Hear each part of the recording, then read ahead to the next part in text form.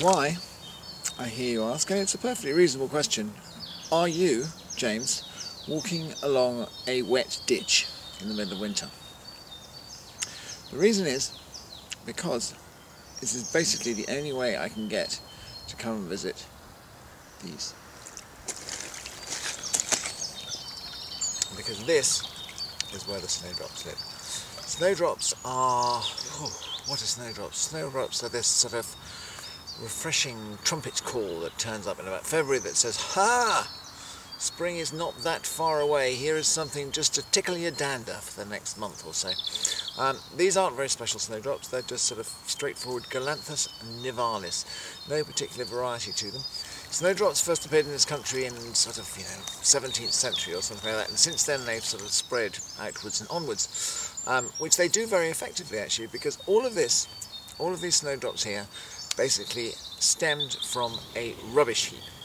Just over there is an old walled garden, and outside the walls was the place where they junked all the compost, and some snowdrops obviously escaped then, and they're now spreading their way slowly through these woods in a rather elegant and delightful fashion. I happen to know the people who live in that house there, and the people who own these snowdrops, so therefore I have been given permission to come here with that. That is my trusty trowel, because this time of year is the time when you should be dividing and moving snowdrops. So if you've got a clump of snowdrops in your garden that's maybe getting a little bit thick, now is the time to dig them up and shift them around the place, and that process could not be simpler. Take a trowel and some snowdrops and dig up a goodly clump.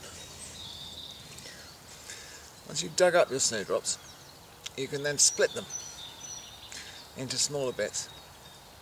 You can see how many bulbs there are in here. They're all sort of growing hugger-mugger all together. You then take a little clump like that, just a couple of bulbs or even one bulb if you want, and spread them into other places around your garden. And before you know it, in just a few years, you'll begin to get something like this.